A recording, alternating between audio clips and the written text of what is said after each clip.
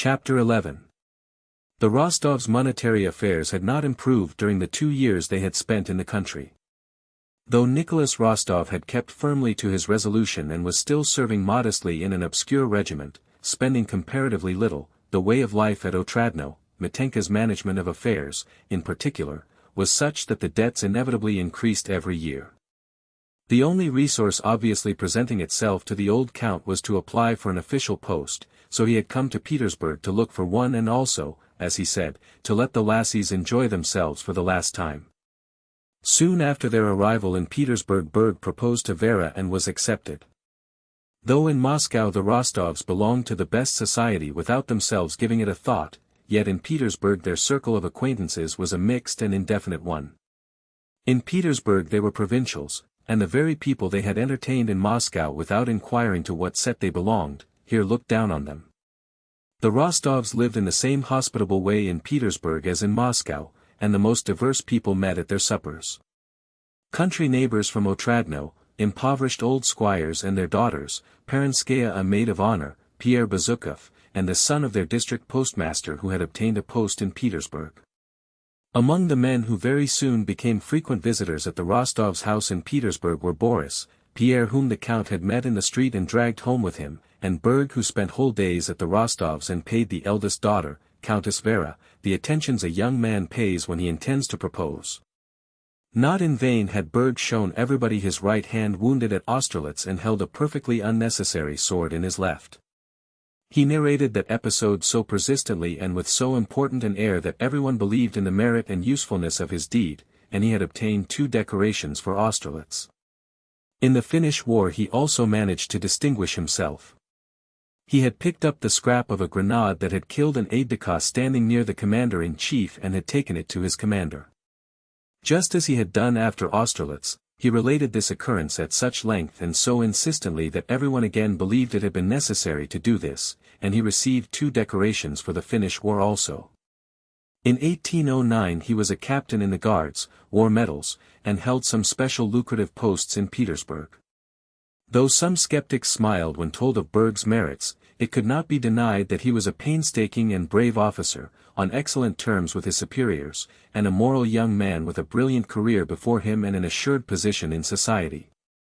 For years before, meeting a German comrade in the stalls of a Moscow theater, Berg had pointed out Vera Rostova to him and had said in German, "Das soll mein Weib werden," and from that moment had made up his mind to marry her.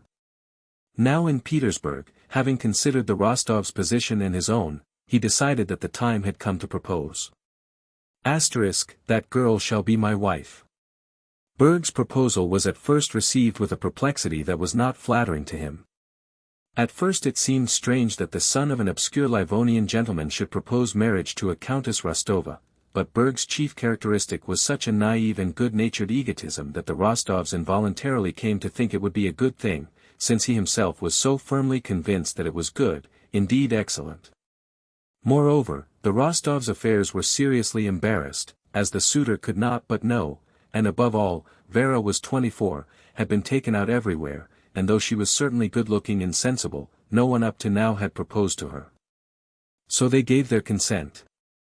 "You see," said Berg to his comrade, whom he called friend only because he knew that everyone has friends, "you see, I have considered it all, and should not marry if I had not thought it all out or if it were in any way unsuitable. But on the contrary, my papa and mamma are now provided for, I have arranged that rent for them in the Baltic provinces, and I can live in Petersburg on my pay, and with her fortune and my good management we can get along nicely. I am not marrying for money, I consider that dishonorable, but a wife should bring her share and a husband his.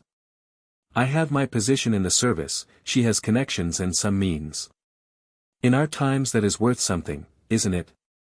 But above all, she is a handsome, estimable girl, and she loves me." Berg blushed and smiled. "And I love her, because her character is sensible and very good. Now the other sister, though they are the same family, is quite different, an unpleasant character and has not the same intelligence. She is so, you know. Unpleasant. But my fiancé. Well, you will be coming," he was going to say, to dine, but changed his mind and said, "To take tea with us," and quickly doubling up his tongue he blew a small round ring of tobacco smoke, perfectly embodying his dream of happiness. After the first feeling of perplexity aroused in the parents by Berg's proposal, the holiday tone of joyousness usual at such times took possession of the family, but the rejoicing was external and insincere. In the family's feeling toward this wedding a certain awkwardness and constraint was evident, as if they were ashamed of not having loved Vera sufficiently and of being so ready to get her off their hands. The old count felt this most. He would probably have been unable to state the cause of his embarrassment, but it resulted from the state of his affairs. He did not know at all how much he had, what his debts amounted to, or what dowry he could give Vera. When his daughters were born he had assigned to each of them, for her dowry, an estate with 300 serfs, but one of these estates had already been sold, and the other was mortgaged and the interest so much in arrears that it would have to be sold, so that it was impossible to give it to Vera. Nor had he any money. Berg had already been engaged a month, and only a week remained before the wedding, but the count had not yet decided in his own mind the question of the dowry, nor spoken to his wife about it.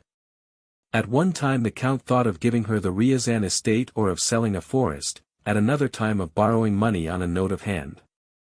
A few days before the wedding Berg entered the count's study early one morning and, with a pleasant smile, respectfully asked his future father-in-law to let him know what Vera's dowry would be. The count was so disconcerted by this long-foreseen inquiry that without consideration he gave the first reply that came into his head. "I like your being businesslike about it. I like it. You shall be satisfied." And patting Berg on the shoulder he got up, wishing to end the conversation. But Berg, smiling pleasantly, explained that if he did not know for certain how much Vera would have and did not receive at least part of the dowry in advance, he would have to break matters off. "Because, consider, Count, if I allowed myself to marry now without having definite means to maintain my wife, I should be acting badly." The conversation ended by the Count, who wished to be generous and to avoid further importunity, saying that he would give a note of hand for 80,000 rubles. Berg smiled meekly, kissed the Count on the shoulder, and said that he was very grateful, but that it was impossible for him to arrange his new life without receiving 30,000 in ready money. "Or at least 20,000, Count," he added, and then a note of hand for only 60,000. Yes, all right," said the Count hurriedly. "Only excuse me, my dear fellow, I'll give you 20,000 and a note of hand for 80,000 as well." Yes. Kiss me." Chapter 12. Natasha was 16 and it was the year 1809, the very year to which she had counted on her fingers with Boris after they had kissed 4 years ago. Since then she had not seen him. Before Sonia and her mother, if Boris happened to be mentioned, she spoke quite freely of that episode as of some childish, long-forgotten matter that was not worth mentioning. But in the secret depths of her soul the question whether her engagement to Boris was a jest or an important, binding promise tormented her. Since Boris left Moscow in 1805 to join the army he had not seen the Rostovs. He had been in Moscow several times, and had passed near Otradno, but had never been to see them. Sometimes it occurred to Natasha that he did not wish to see her, and this conjecture was confirmed by the sad tone in which her elders spoke of him. "Nowadays old friends are not remembered," the Countess would say when Boris was mentioned. Anna Mikhailovna also had of late visited them less frequently, seemed to hold herself with particular dignity, and always spoke rapturously and gratefully of the merits of her son and the brilliant career on which he had entered. When the Rostovs came to Petersburg Boris called on them. He drove to their house in some agitation. The memory of Natasha was his most poetic recollection. But he went with the firm intention of letting her and her parents feel that the childish relations between himself and Natasha could not be binding either on her or on him. He had a brilliant position in society thanks to his intimacy with Countess Bezikova, a brilliant position in the service thanks to the patronage of an important personage whose complete confidence he enjoyed, and he was beginning to make plans for marrying one of the richest heiresses in Petersburg, plans which might very easily be realized. When he entered the Rostovs' drawing-room Natasha was in her own room. When she heard of his arrival she almost ran into the drawing-room, flushed and beaming with a more than cordial smile. Boris remembered Natasha in a short dress, with dark eyes shining from under her curls and boisterous, childish laughter, as he had known her 4 years before, and so he was taken aback when quite a different Natasha entered, and his face expressed rapturous astonishment. This expression on his face pleased Natasha. "Well, do you recognize your little madcap playmate?" asked the countess. Boris kissed Natasha's hand and said that he was astonished at the change in her. "How handsome you have grown!" "I should think so," replied Natasha's laughing eyes. "And is Papa older?" she asked. Natasha sat down and, without joining in Boris' conversation with the countess, silently and minutely studied her childhood suitor. He felt the weight of that resolute and affectionate scrutiny and glanced at her occasionally. Boris' uniform, spurs, tie, and the way his hair was brushed were all comme il faut and in the latest fashion. This Natasha noticed at once. He sat rather sideways in the armchair next to the countess, arranging with his right hand the cleanest of gloves that fitted his left hand like a skin, and he spoke with a particularly refined compression of his lips about the amusements of the highest Petersburg society, recalling with mild irony old times in Moscow and Moscow acquaintances. It was not accidentally, Natasha felt, that he alluded, when speaking of the highest aristocracy, to an ambassador's ball he had attended, and to invitations he had received from NN and SS. All this time Natasha sat silent, glancing up at him from under her brows. This gaze disturbed and confused Boris more and more. He looked round more frequently toward her, and broke off in what he was saying. He did not stay more than 10 minutes, then rose and took his leave. The same inquisitive, challenging, and rather mocking eyes still looked at him. After his first visit Boris said to himself that Natasha attracted him just as much as ever, but that he must not yield to that feeling, because to marry her, a girl almost without fortune, would mean ruin to his career, while to renew their former relations without intending to marry her would be dishonorable. Boris made up his mind to avoid meeting Natasha, but despite that resolution he called again a few days later and began calling often and spending whole days at the Rostovs'. It seemed to him that he ought to have an explanation with Natasha and tell her that the old times must be forgotten, that in spite of everything, she could not be his wife, that he had no means, and they would never let her marry him. But he failed to do so and felt awkward about entering on such an explanation. From day to day he became more and more entangled. It seemed to her mother and Sonia that Natasha was in love with Boris as of old. She sang him his favorite songs, showed him her album, making him write in it, did not allow him to allude to the past, letting it be understood how delightful was the present, and every day he went away in a fog, without having said what he meant to, and not knowing what he was doing or why he came, or how it would all end. He left off visiting Helene and received reproachful notes from her every day, and yet he continued to spend whole days with the Rostovs. Chapter 13. One night when the old countess, in nightcap and dressing jacket, without her false curls, and with her poor little knob of hair showing under her white cotton cap, knelt sighing and groaning on a rug and bowing to the ground in prayer, her door creaked and Natasha, also in a dressing jacket with slippers on her bare feet and her hair in curl papers, ran in. The countess, her prayerful mood dispelled, looked round and frowned. She was finishing her last prayer. Can it be that this couch will be my grave? Natasha, flushed and eager, seeing her mother in prayer, suddenly checked her rush, half sat down, and unconsciously put out her tongue as if chiding herself. Seeing that her mother was still praying she ran on tiptoe to the bed and, rapidly slipping one little foot against the other, pushed off her slippers and jumped onto the bed the countess had feared might become her grave. This couch was high, with a feather bed and 5 pillows each smaller than the one below. Natasha jumped on it, sank into the feather bed, rolled over to the wall, and began snuggling up the bedclothes as she settled down, raising her knees to her chin, kicking out and laughing almost inaudibly, now covering herself up head and all, and now peeping at her mother. The countess finished her prayers and came to the bed with a stern face, but seeing that Natasha's head was covered, she smiled in her kind, weak way. Now then, said she. Mama, can we have a talk? Yes, said Natasha. Now, just one on your throat and another, that'll do. And seizing her mother round the neck, she kissed her on the throat. In her behavior to her mother Natasha seemed rough, but she was so sensitive and tactful that however she classed her mother she always managed to do it without hurting her or making her feel uncomfortable or displeased.